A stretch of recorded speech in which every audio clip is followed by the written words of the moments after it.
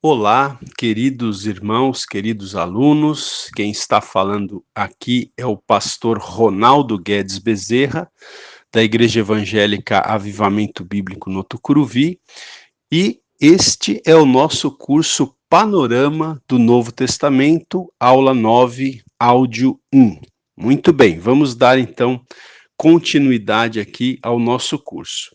Eu gostaria de destacar para os irmãos, inicialmente, algo que eu ainda não falei, que é o seguinte: os estudiosos do Novo Testamento, eles dividem os 3 anos e meio, mais ou menos, do ministério de Jesus, da seguinte maneira, eles classificam da seguinte maneira.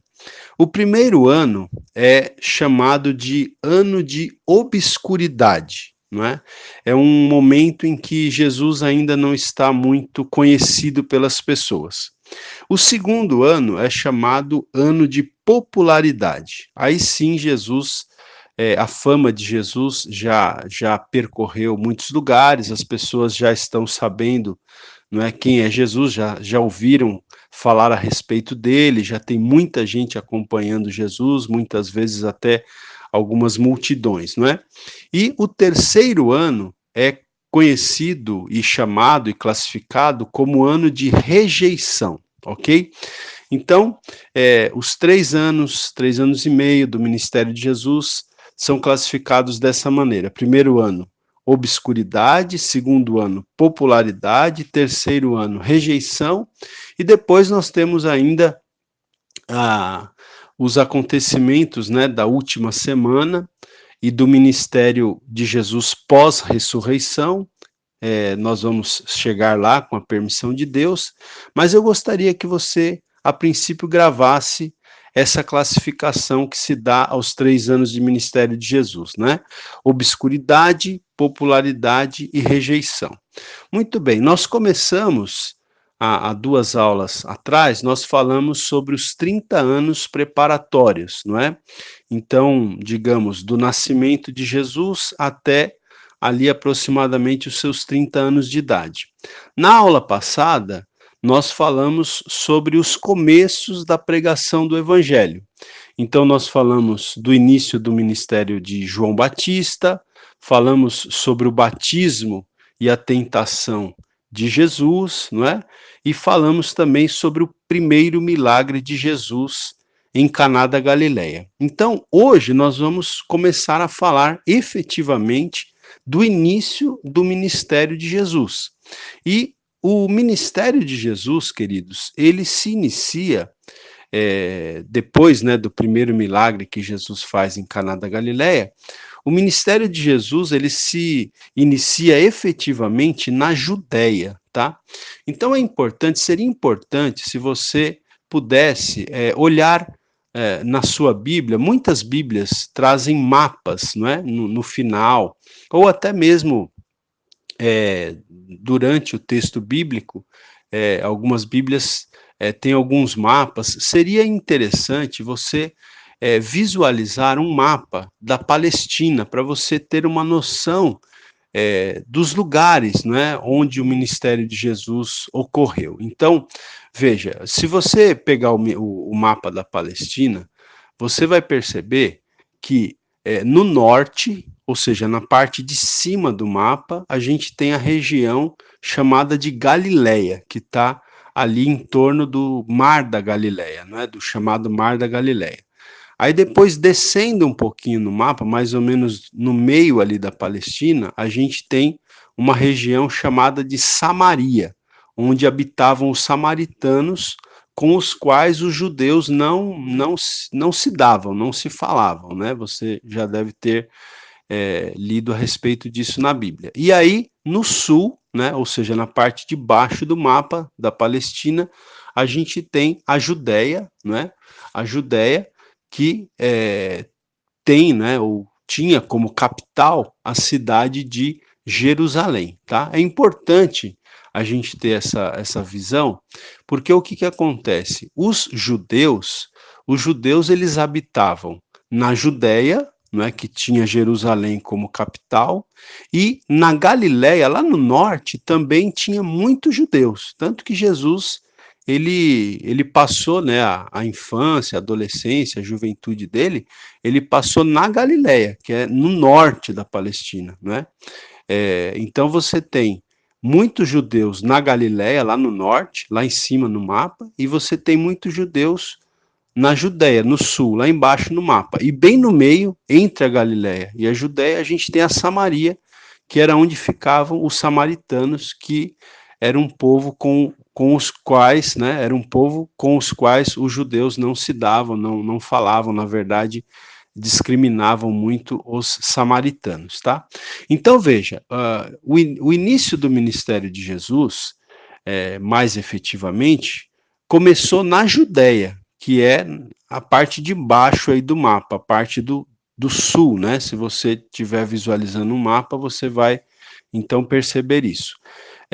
Então, o ministério de Jesus, que se inicia, portanto, na Judéia, né, no sul da Palestina, começa então com a purificação do templo, não é? A purificação do templo. Então veja, é importante você também ter em mente o seguinte: segundo os estudiosos aí da Bíblia, do Novo Testamento, Jesus ele efetuou duas purificações do templo, tá? Uma logo aqui no início do seu ministério e outra lá já no final do seu ministério, tá?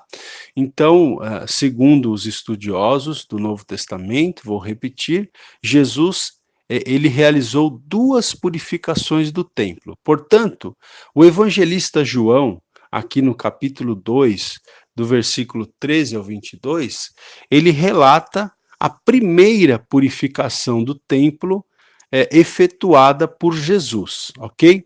Então, eu vou ler aqui o texto bíblico que está em João, capítulo 2, a partir do versículo 13. Então, diz assim: olha, estando próxima a Páscoa dos judeus, Jesus subiu a Jerusalém. Não é? Então, você percebe que o capítulo. O capítulo 2 de João, ele relata o primeiro milagre que Jesus realizou, que a gente falou na aula passada, né, que aconteceu em Caná da Galiléia, lá no norte. Depois, o texto diz que Jesus foi para Cafarnaum, que também era uma cidade ali na região da Galiléia. E aí, então, o versículo 13 do capítulo 2 de João diz o seguinte: estando próxima a Páscoa dos judeus, Jesus subiu a Jerusalém.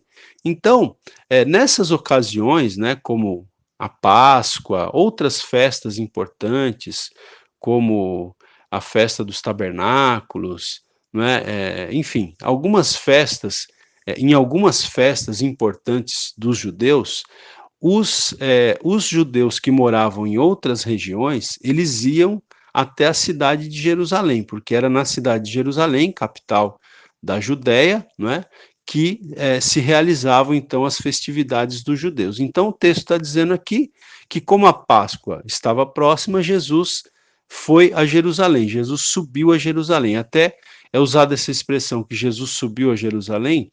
Alguém pode perguntar, mas pastor, você não falou que Jerusalém está na Judéia, que está na parte de baixo do mapa, então não seria Jesus desceu até Jerusalém? Então, mas é porque a gente visualiza assim no mapa, mas a cidade de Jerusalém, ela estava numa condição geográfica elevada. Então, independente de onde a pessoa viesse, ela ia subir. Para chegar até Jerusalém, ela teria que subir, não é? Então, Jesus foi a Jerusalém, não é? Quando estava a Páscoa estava próxima. E chegando em Jerusalém, diz o texto aqui, João 2,14, diz assim: e achou no templo os que vendiam bois, ovelhas e pombas, e também os cambistas ali sentados, né? Então, o que acontece? No templo de Jerusalém, você tinha cambistas, que eram pessoas que faziam o câmbio das moedas, porque o pessoal que vinha de fora, de outros países, eles vinham com as moedas desses lugares, desses países dos quais eles vinham, nos quais eles moravam. Quando chegavam em Jerusalém, eles tinham que fazer o câmbio, eles tinham que trocar essas moedas que eles traziam pelas moedas que os judeus usavam ali em Jerusalém, né? Então, no templo você tinha cambistas para fazer esse câmbio, e também esses judeus que vinham de longe, eles não traziam, né? Eles não traziam ovelhas, pombas ou bois para oferecerem em sacrifício. Então, eles tinham que comprar em Jerusalém esses animais para serem oferecidos em sacrifício. Então, no templo, você tinha um grande comércio, né, de animais, e também você tinha os cambistas. E, segundo se acredita, esse pessoal abusava muito. Os cambistas cobravam um ágio muito alto para fazer o câmbio das moedas, e esses vendedores de animais para os sacrifícios também cobravam um preço exorbitante, não é? Então estavam fazendo do templo um lugar de comércio, e isso incomodou profundamente Jesus. Então o texto bíblico diz que Jesus, tendo feito, né, um azorrague, diz aqui em uma tradução, na outra tradução que eu tenho, diz, tendo feito um azorrague de cordas, né? Então ele lançou todos fora do templo, bem como as ovelhas e os bois, e espalhou o dinheiro dos cambistas e virou-lhes as mesas. E disse aos que vendiam as pombas: tirai daqui estas coisas, não façais da casa de meu pai casa de negócio. E é interessante, gente, que o Robert Gundry, ele chega a dizer que Anás, que era o sumo sacerdote emérito naquela época, o Robert Gundry chega a dizer que o Anás controlava tais negócios, né? Ou seja, esses cambistas e vendedores não poderiam colocar ali as suas bancas, as suas mesas, sem a permissão do próprio sumo sacerdote. E não era difícil que o sumo sacerdote cobrasse algum tipo de dinheiro, né, desses cambistas, desses vendedores, para que eles então pudessem comercializar ali no templo, né? Não era difícil que ele cobrasse alguma vantagem financeira para permitir que esses cambistas e vendedores comercializassem ali no templo. Então, isso deixa Jesus muito indignado. Jesus, então, ele vira as mesas ali, né? Ele faz ali como diz aqui o texto, um azorrague de cordas, e ele começa a lançar fora, né, do templo a todos esses cambistas, esses vendedores, esses animais, e ele diz então essa frase aqui, não é? Tirai daqui estas coisas, não façais da casa de meu pai casa de negócio, né? Então é interessante aqui, o texto ainda diz no versículo 17, o texto diz assim: lembraram-se então os seus discípulos de que está escrito, o zelo da tua casa me devorará, né? Ou o zelo da tua casa me consumirá, conforme outra tradução. Então nós podemos ver aí o zelo, né, de Jesus pelas coisas de Deus, né? E nós também penso que devemos ter esse mesmo zelo, né, irmãos, pelas coisas espirituais, pela obra de Deus, né?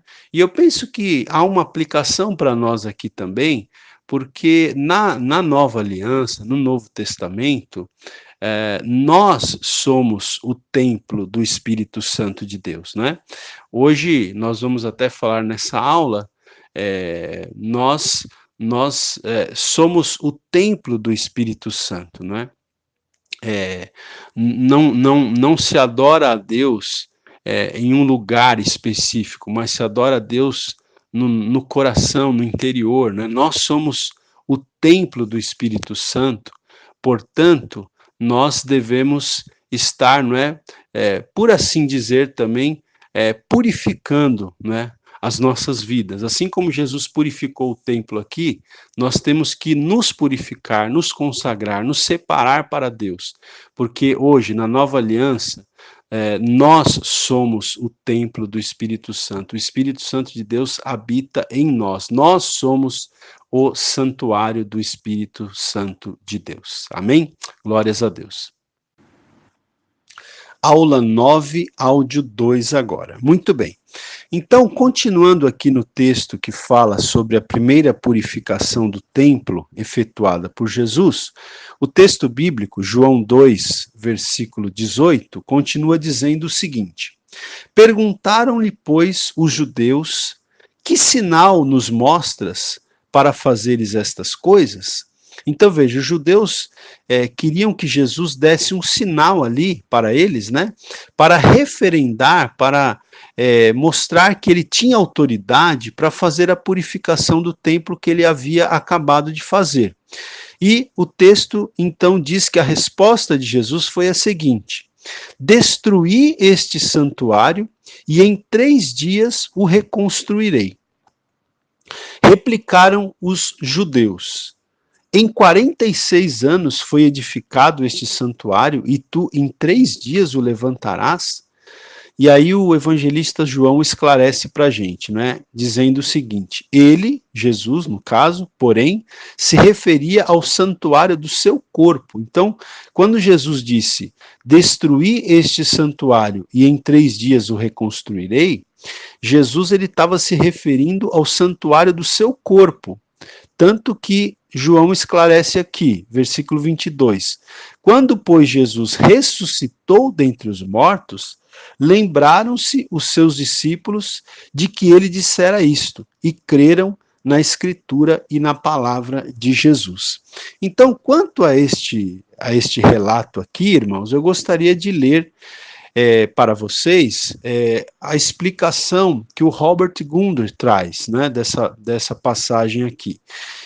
O Robert diz o seguinte: a declaração de Cristo acerca do levantamento do templo destruído no espaço de 3 dias aludia de maneira enigmática à ressurreição do seu corpo, além de deixar entendido que agora o verdadeiro templo, o centro de adoração, era o próprio Jesus.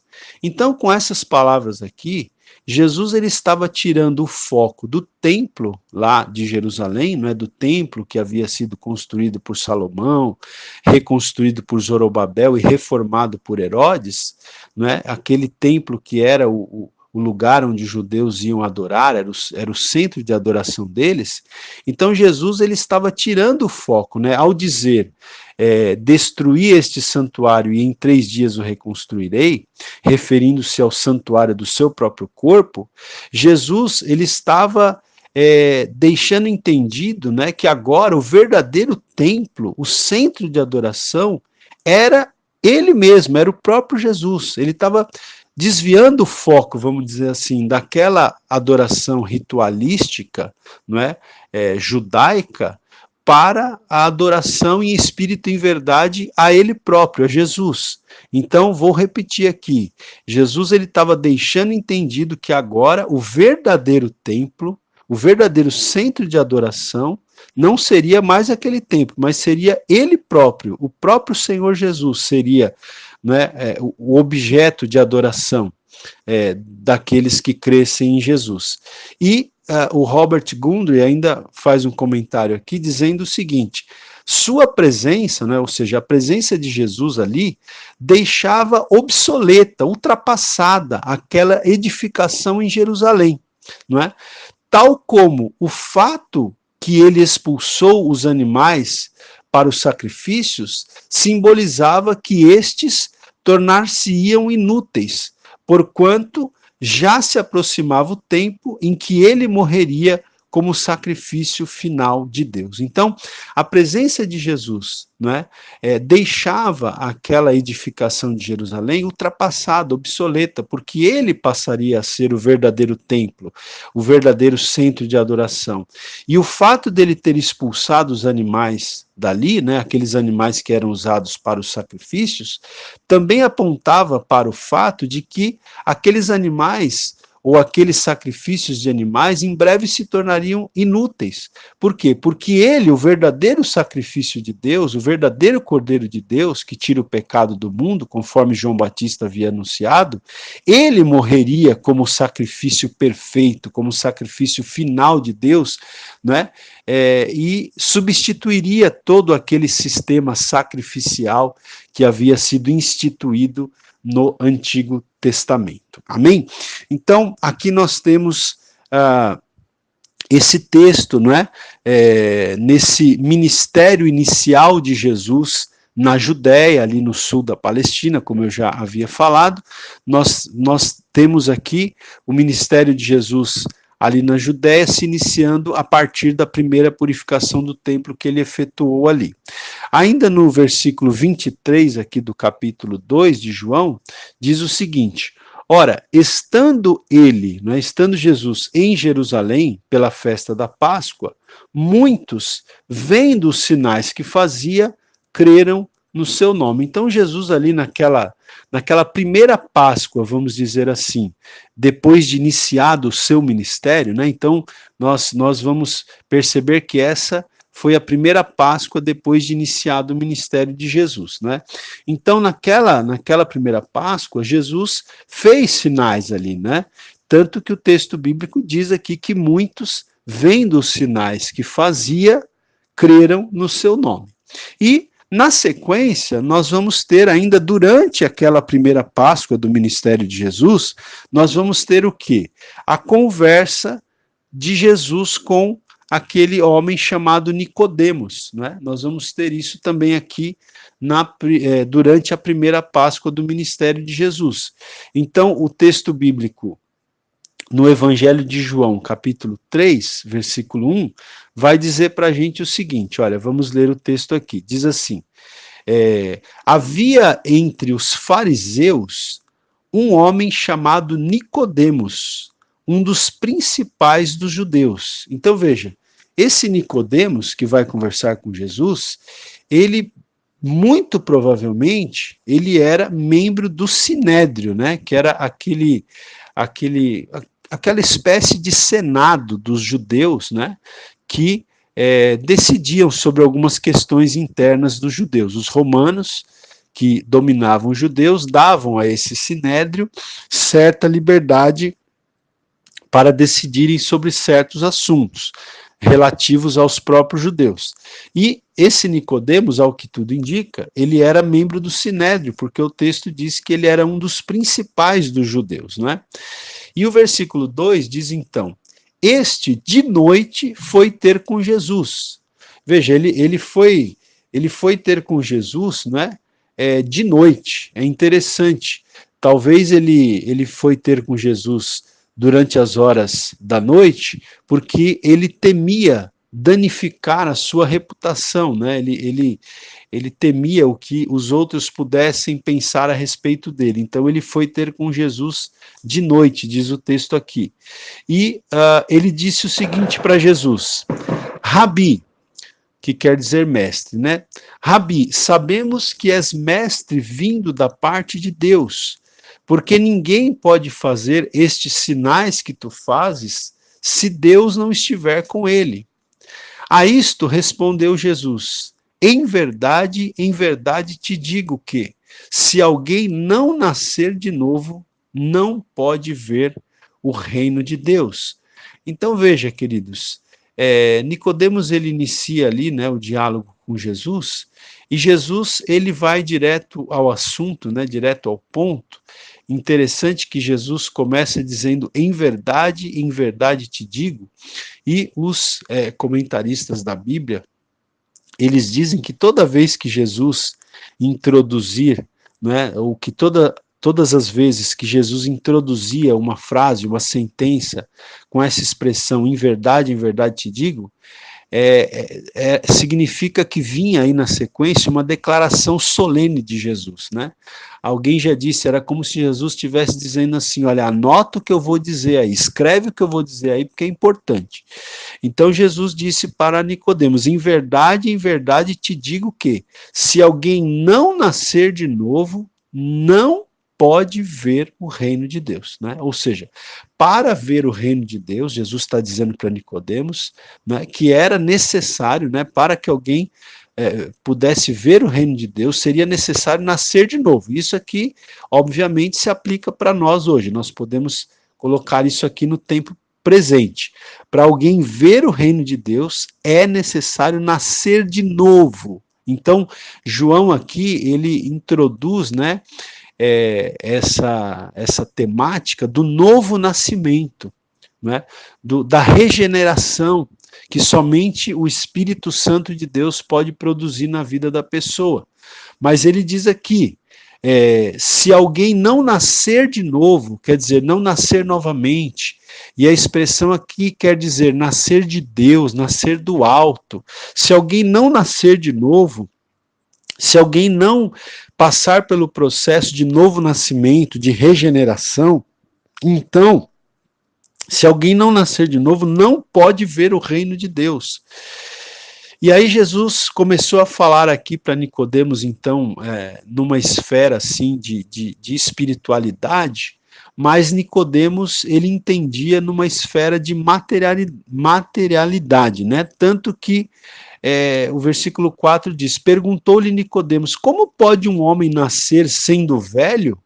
Pode, porventura, voltar ao ventre materno e nascer segunda vez? Então Jesus está falando para ele que era necessário nascer de novo, e ele não entende, ele pergunta, mas como que um homem, não é, sendo velho, pode nascer novamente? Ele pode, porventura, voltar ao ventre materno e nascer uma segunda vez?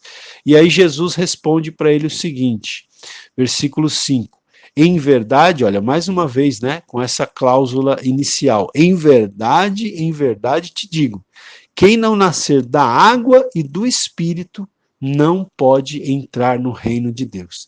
Muitos estudiosos da Bíblia acreditam que água aqui pode ser aplicada à palavra de Deus. Quem não nascer da palavra, né, e do Espírito, porque a fé vem pelo ouvir e ouvir a palavra de Deus. Então, quem não nascer da água, da palavra, e quem não nascer do Espírito, quem não nascer por uma ação sobrenatural do Espírito Santo de Deus na sua vida, não pode entrar no reino de Deus, né? Então, mais uma vez, é mais uma afirmação aqui. Ou seja, nascer de novo é igual a nascer da água e nascer do Espírito. Nascer de novo é uma ação do Espírito Santo de Deus na vida da pessoa. E Jesus está ensinando isso aqui para Nicodemos, não é? E então Jesus ele continua aqui dizendo o seguinte, versículo 6, o que é nascido da carne é carne, e o que é nascido do Espírito é Espírito.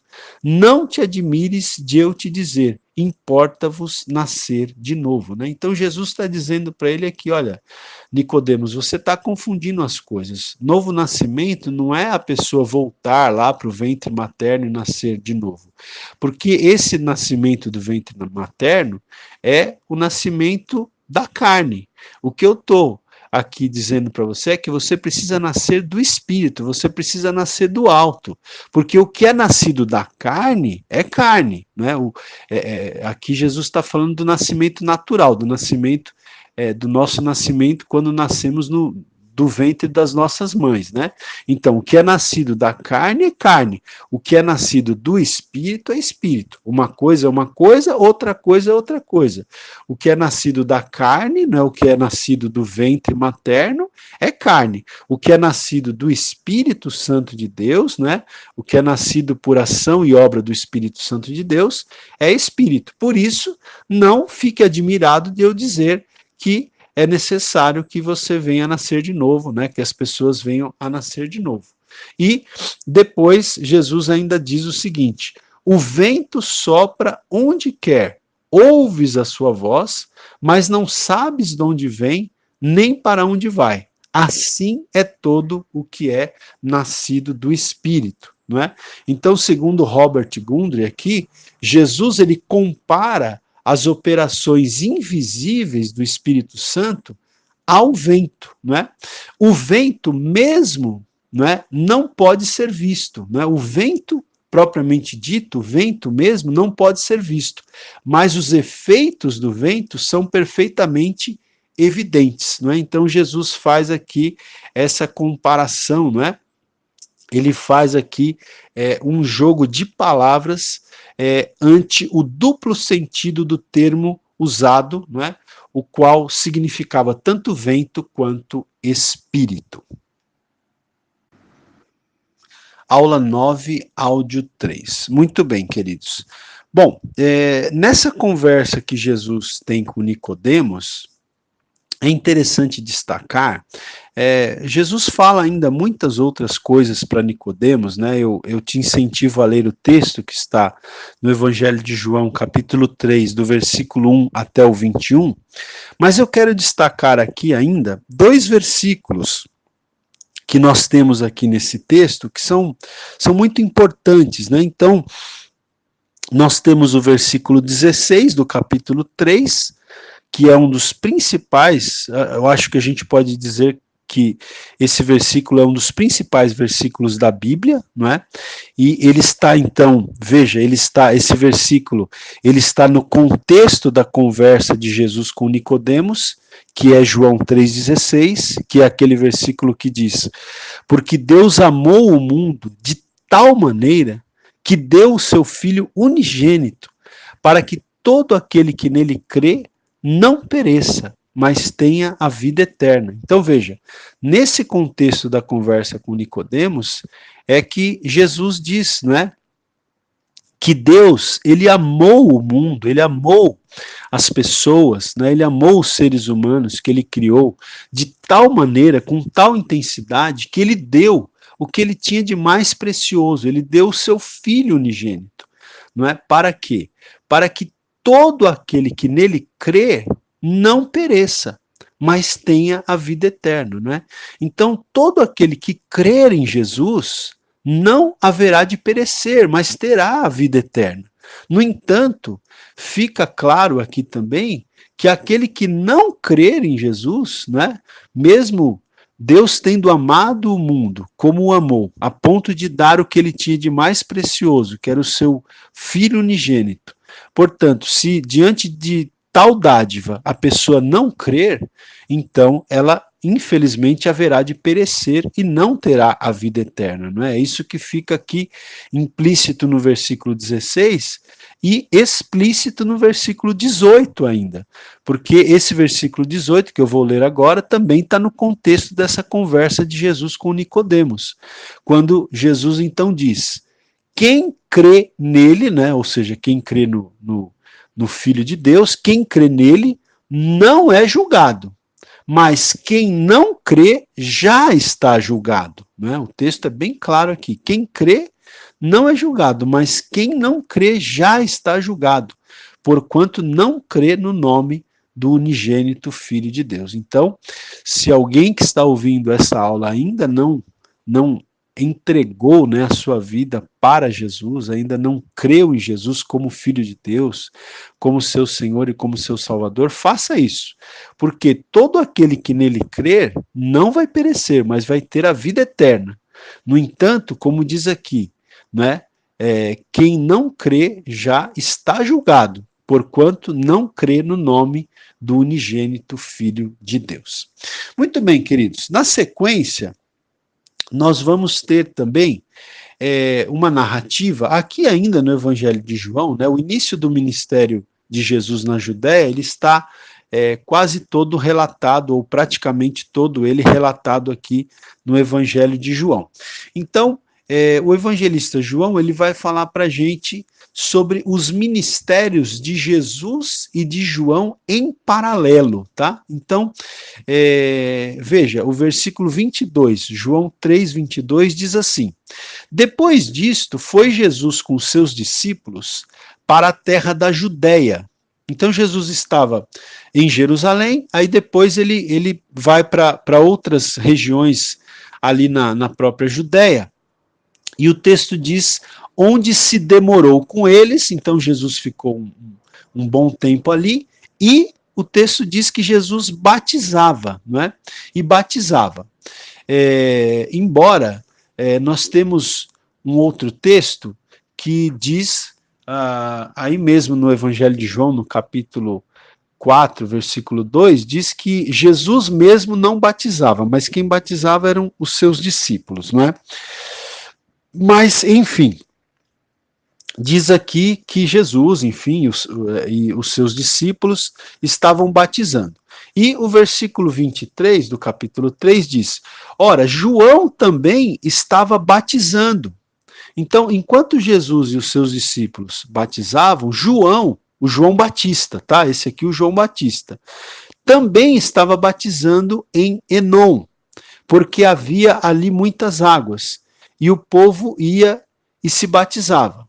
E aí o texto bíblico nos diz, veja, então, aqui o texto está falando dos ministérios de Jesus e de João em paralelo. Então, tanto Jesus com seus discípulos estavam batizando as pessoas, como João também estava batizando as pessoas, não é?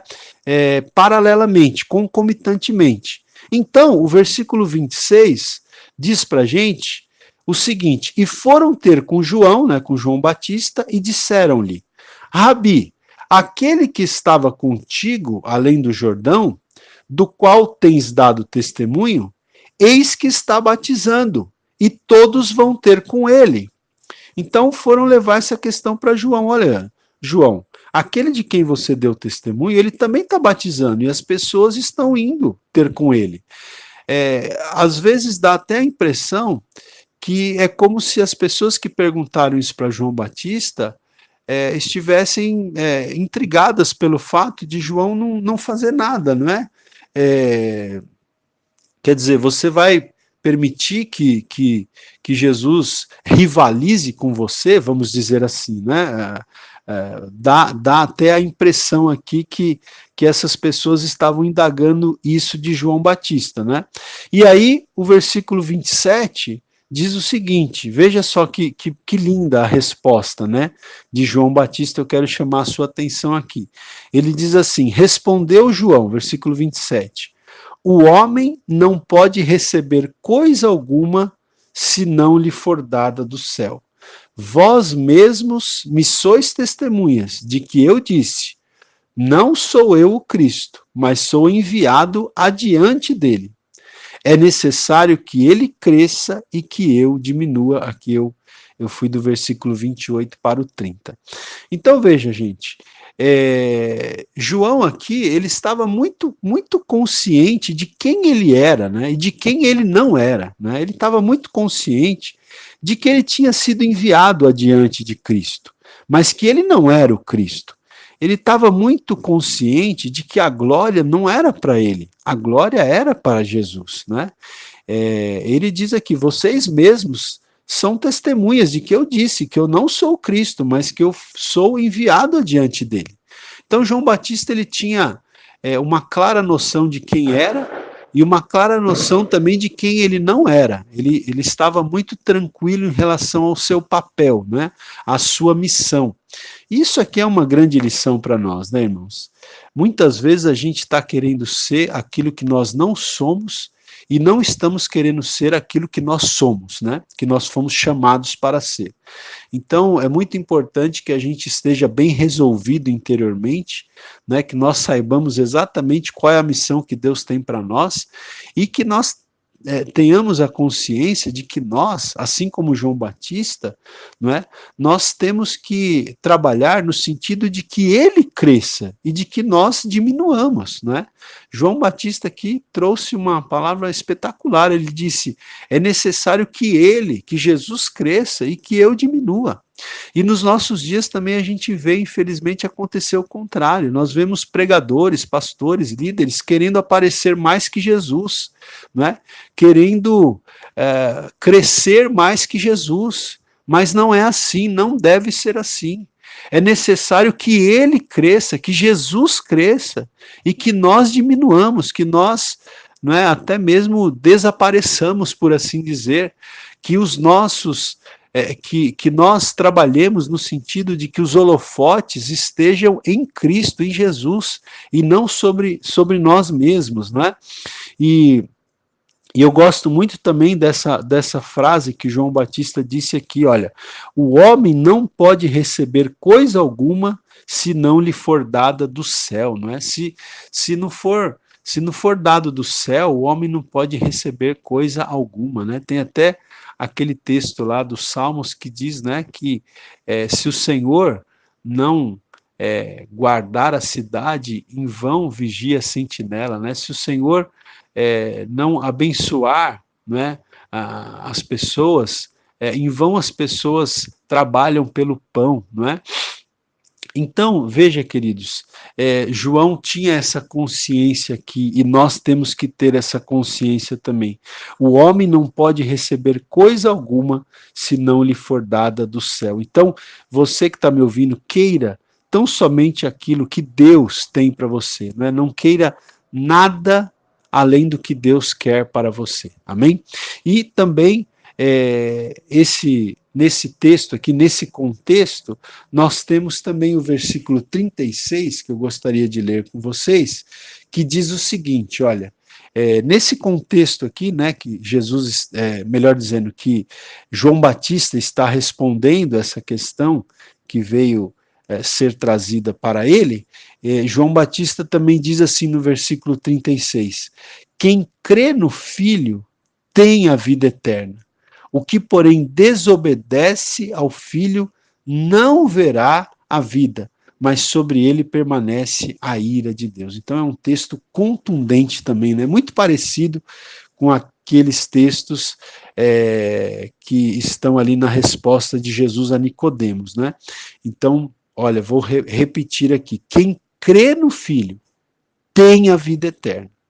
Né? Então, quem crê tem a vida eterna. O que, porém, desobedece ao Filho, né, que não crê no Filho, não verá a vida. Né? Aqui, uma referência à vida eterna, mas sobre ele permanece a ira de Deus. Muito bem. E depois, querido, na sequência, o que vai acontecer? Jesus, ele vai, então, sair da Judéia, tá? Ele vai sair da Judéia ali no sul. Se você estiver imaginando um mapa, a parte de baixo do mapa, Jesus vai sair da Judéia e ele vai em direção da Galileia, ou seja, ele vai para o norte, né? Ele vai para o, se você estiver imaginando um mapa, ele vai sair da parte de baixo, que é a Judéia, para ir para a parte de cima, que é a Galileia. Só que Jesus, nesse processo de ir para a Galileia, Jesus vai passar no meio do caminho pela Samaria, né? Que eu disse para vocês que a Samaria ficava no meio.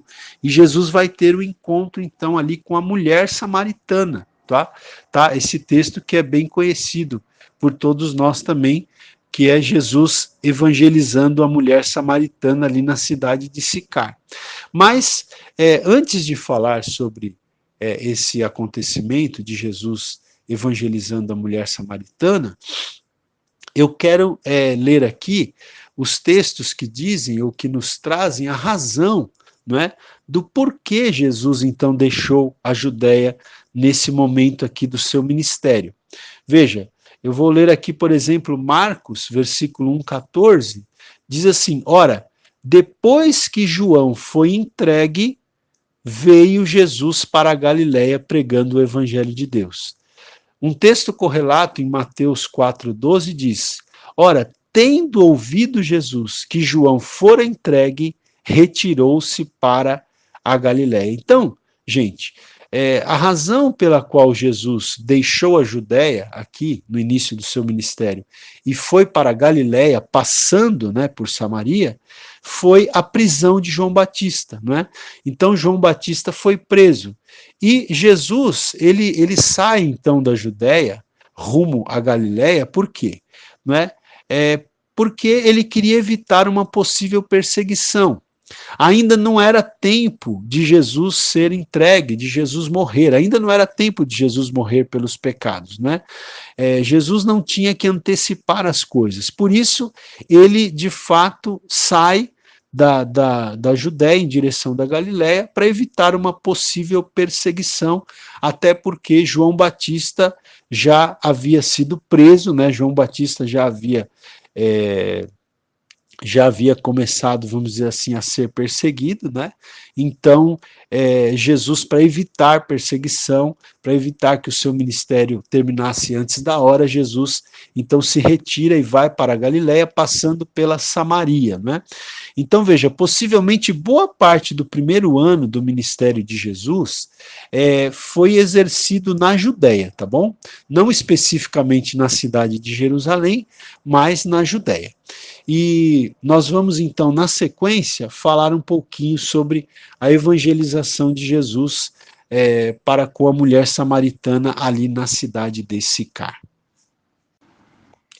Aula 9, áudio 4 agora. Então, vamos aqui para João capítulo 4, que diz assim no versículo 3, olha, deixou a Judéia, retirando-se outra vez para a Galiléia. Então, como eu disse há pouco, Jesus ele deixa a Judéia, né, evitando perseguições, e ele vai então para Galiléia. E aí o versículo 4 diz assim: e era-lhe necessário atravessar a província de Samaria. Então, como eu disse para vocês, Samaria estava bem no meio, né, entre a Judéia e a Galiléia.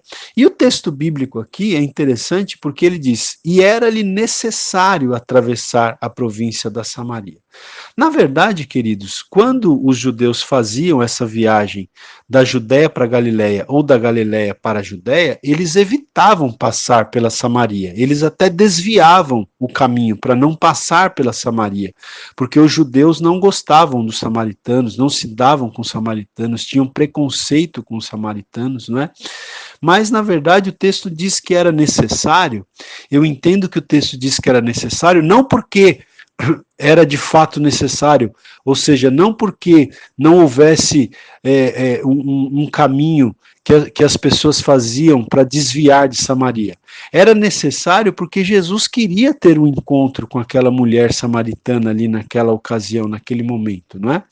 E o texto bíblico então diz que Jesus chegou ali a uma cidade samaritana, não é? E ele se assentou ali junto a uma fonte, e o texto bíblico diz então para nós que nisto, não é, veio uma mulher samaritana tirar água, e Jesus disse a ela: dá-me de beber. E o versículo 9 então diz o seguinte: então lhe disse a mulher samaritana: como, sendo tu judeu, pedes de beber a mim, que sou mulher samaritana? Porque os judeus não se dão com os samaritanos.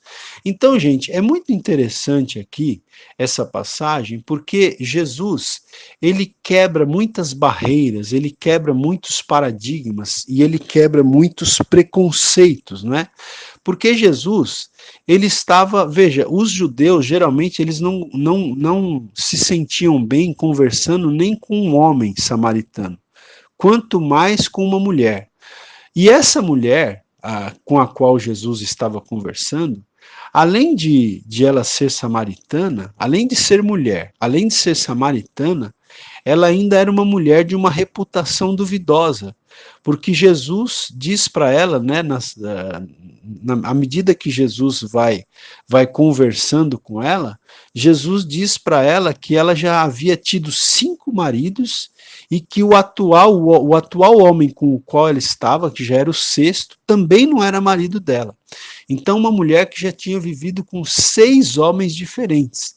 E veja, e isso não foi problema para Jesus, né? O fato de ser mulher, o fato de ser samaritana e o fato de ter uma reputação duvidosa, nada disso foi empecilho para Jesus conversar com essa mulher. Muito pelo contrário, né? Na verdade, esse texto aqui mostra o quanto Jesus valorizava as mulheres, né? Então, Jesus é aquele que resgata a dignidade das mulheres, né? Numa sociedade judaica onde as mulheres eram muito desvalorizadas, elas sempre ficavam como que em segundo plano. Então, Jesus, ele, por assim dizer, ele resgata a dignidade das mulheres, né? E aqui ele conversa com uma mulher que nem era do povo dele, era uma mulher samaritana, era de um povo contra o qual os judeus tinham muito preconceito, e ainda por cima uma mulher que já estava convivendo com o sexto homem diferente, não é? Então, portanto, uma mulher de reputação duvidosa. Então, Jesus, ao conversar com ela aqui, ele quebra, né, muitas barreiras, e Jesus, esse texto aqui, depois eu te aconselho a estudar com calma, né, a gente não tem muito tempo aqui, mas é um texto que ensina muito sobre evangelização, né, como a gente abordar uma pessoa para evangelizar, porque Jesus então pede a ela de beber, ela fica ali admirada de Jesus se dirigir a ela, de Jesus dirigir a palavra a ela, não é?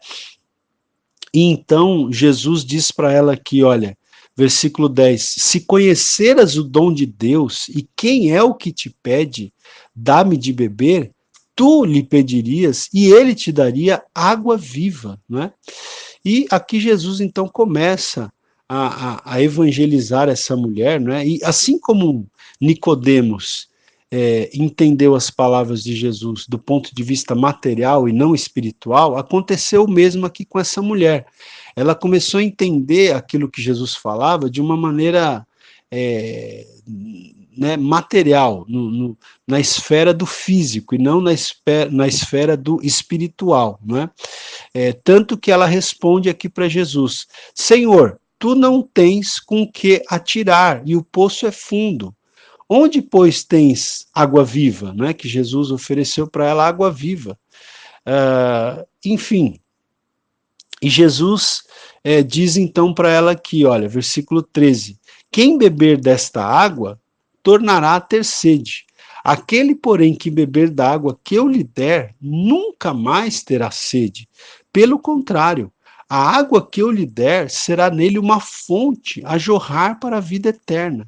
Não é? Então Jesus aqui ele está falando, não é, de algo espiritual, não de algo material, não de algo físico, né? Ele está aqui evangelizando essa mulher, falando com essa mulher, não é? E então ela diz aqui, Senhor, dá-me dessa água para que eu não mais tenha sede, nem precise vir aqui buscá-la. E aí Jesus diz para ela, vai, chama teu marido e vem cá.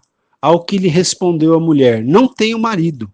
Replicou-lhe Jesus, bem disseste, não tenho marido, porque 5 maridos já tiveste, e esse que agora tens não é teu marido. Isso disseste com verdade. Então, aí a mulher começou a perceber, né, que Jesus era uma pessoa diferenciada, porque Jesus revelou, né, ela não tinha falado a Jesus a condição dela, mas Jesus, né, na sua ali, no seu poder sobrenatural de filho de Deus, ele conheceu o fato de que aquela mulher já estava vivendo com um sexto homem diferente, ele fala isso para ela, ele revela isso para ela, e ela percebe que Jesus é então ali um homem diferente, tanto que ela diz no versículo 19, Senhor, disse-lhe a mulher, vejo que tu és profeta. E aí, aproveitando esse fato, ela faz então uma indagação para Jesus. Ela diz assim, nossos pais, versículo 20, adoravam neste monte, né, que era ali um dos montes da Samaria. Na verdade, o Monte Gerizim, né? Ela está se referindo aqui ao Monte Gerizim. Então ela diz, nossos pais adoravam neste monte. Vós, no caso, os judeus, entretanto, dizeis que em Jerusalém é o lugar onde se deve adorar. E aí Jesus então diz para ela o seguinte, mulher, podes crer-me que a hora vem quando nem neste monte, nem em Jerusalém adorareis o Pai. Vós adorais o que não conheceis. Ele está dizendo aqui, vocês samaritanos, vocês adoram o que vocês não conhecem. Nós, judeus, adoramos o que conhecemos, porque a salvação vem dos judeus. Mas vem a hora, e já chegou, em que os verdadeiros adoradores adorarão o Pai em espírito e em verdade, porque são estes que o Pai procura para seus adoradores. Deus é espírito e importa que os seus adoradores o adorem em espírito e em verdade. Então veja, aqui Jesus, né, dá uma das lições mais interessantes sobre adoração que nós temos na Bíblia. Jesus dá essa lição, ou dá esse ensinamento a essa mulher samaritana aqui, não é? Jesus, ele diz aqui, não é? Ele diz que na nova aliança, no reino de Deus que Jesus veio inaugurar, nesse novo pacto, nesse novo testamento, a adoração, ela não depende do lugar, ela depende da atitude do coração. Não é? Tem muita gente que acha que vai adorar a Deus dependendo do lugar onde a pessoa está, mas não é o lugar que faz a diferença. O que faz a diferença é a atitude do coração. Não é? Jesus falou para ela aqui, olha, que vem a hora quando nem neste monte onde os samaritanos adoravam, nem em Jerusalém, onde estava o templo de Salomão, adorareis o Pai. Não é? Não vai, a questão na nova aliança não está centrada no lugar, mas na atitude do coração. Porque Jesus diz aqui, olha, mas vem a hora, e já chegou, em que os verdadeiros adoradores adorarão o Pai em espírito e em verdade. Não é? Então, a adoração, ela tem que ser feita em espírito e em verdade, porque são estes que o Pai procura para seus adoradores. Então, queridos, veja, uma pessoa pode estar dentro do mais suntuoso templo, não é? Do mais lindo templo construído pelos homens, e não estar sendo um verdadeiro adorador, não estar adorando a Deus em espírito e em verdade. E você pode ter uma outra pessoa que está no campo, está debaixo de uma árvore, por exemplo, e estar adorando a Deus em espírito e em verdade. Você pode ter uma pessoa que está até num barraco, me permita dizer isso, num barraco dentro de uma favela, mas pode estar adorando a Deus em espírito e em verdade, porque antigamente se dava muito valor para o lugar, né? Então o templo de Jerusalém, aquela suntuosidade, era lá que se adorava a Deus, né? Se a pessoa não estivesse lá dentro, talvez Deus nem recebesse a adoração. Era o que algumas pessoas pensavam. Mas Jesus muda esse conceito e ele diz: não é o lugar, é a condição do coração. Não é mais o lugar, é a atitude interior, tem que ser, a adoração tem que ser feita, tem que ser entregue a Deus em espírito e em verdade. Então, Jesus, ele dá essa lição aqui para essa mulher, que é uma lição para todos nós, né? E aí depois, queridos, essa mulher, ela termina até mesmo, não é? Ela termina indo à cidade. Ali ela vai até a cidade e ela testifica para as pessoas ali da cidade sobre Jesus, né? E depois, então, o texto bíblico vai dizer para nós aqui, olha, no capítulo 4, no versículo 39, diz assim: muitos samaritanos daquela cidade creram em Jesus, em virtude do testemunho da mulher que anunciara: ele me disse tudo quanto tenho feito. Vindo, pois, os samaritanos ter com Jesus, pediam-lhe que permanecesse com eles, e ficou ali 2 dias. Muitos outros creram nele por causa da sua palavra. Então, Jesus, ele fica ali com os samaritanos, veja, os samaritanos com os quais os outros judeus não queriam nem conversar, né? Jesus não só os evangeliza, a partir ali da mulher samaritana, como fica com eles ali 2 dias, e a Bíblia diz que muitos samaritanos creram em Jesus, né? Então, nessa viagem que Jesus estava fazendo rumo à Galiléia, Jesus ele passa pela Samaria, tem esse encontro com a mulher samaritana, né, a evangeliza, traz essa lição maravilhosa sobre adoração e também fica 2 dias ali, faz ali companhia para aqueles samaritanos e muitos creem em Jesus. E aí então, o versículo 43 do capítulo 2 diz: passados 2 dias, partiu dali para a Galiléia. Então Jesus, ele volta para a Galiléia, né, para o norte da Palestina, para a parte de cima do mapa, se você estiver imaginando aí um mapa, e então, a partir de então, inicia-se o que os estudiosos do Novo Testamento chamam do grande ministério de Jesus na Galiléia, porque Jesus, ele dedica muito tempo, não é, do seu ministério lá na Galiléia, ali naquelas cidades em torno do Mar da Galiléia, mas sobre esse grande ministério de Jesus na Galiléia, nós vamos começar a falar, com a permissão de Deus, na próxima aula, né, na aula número 10, ok? Sempre incentivo você a ouvir novamente as aulas, porque isso vai facilitar a sua compreensão. Deus abençoe a sua vida grandemente. Até a próxima aula.